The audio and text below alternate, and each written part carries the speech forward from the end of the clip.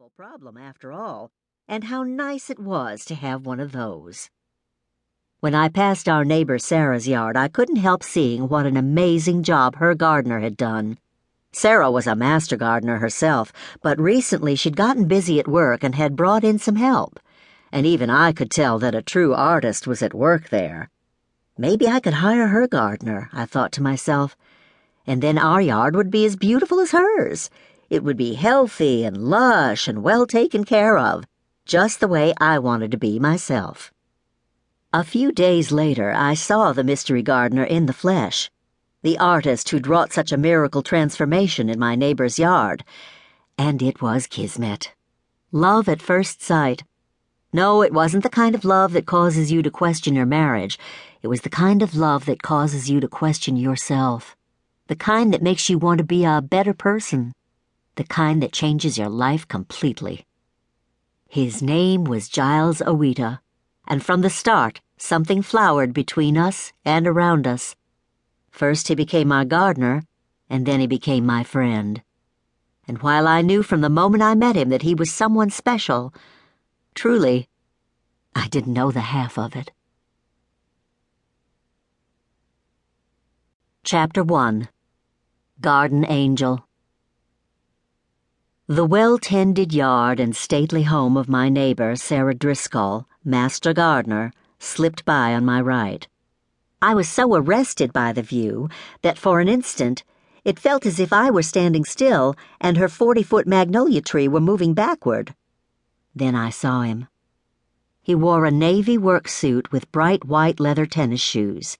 Our eyes met briefly and my foot went to the brake just as fast as that. By then he'd already turned away from me.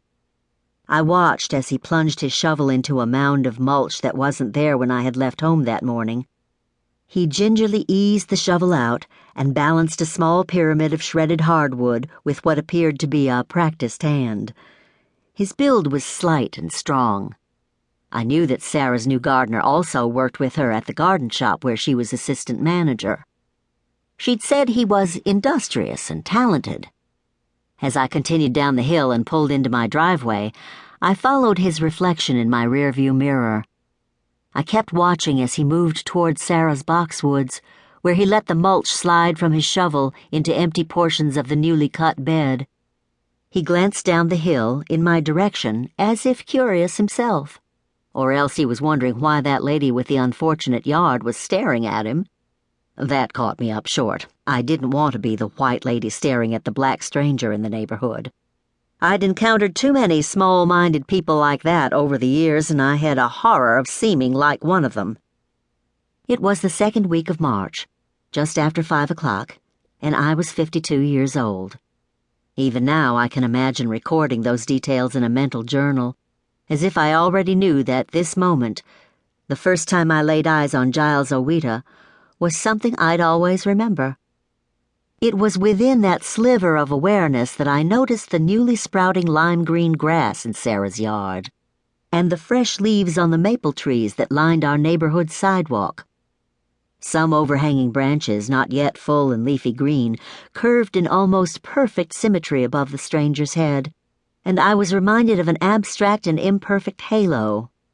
Everything about this man, from the lush green of the plants he worked on to the coiled energy that seemed to direct his movements, exuded health. I envied him this blessing. Almost 10 years had passed since I was first diagnosed with cancer in my left breast, but I still felt shaken. Not that anyone other than my husband knew this.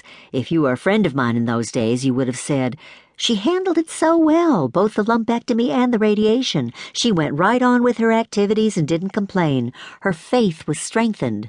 She was not afraid. She was a wonderful example for all of us." But none of this would have been true.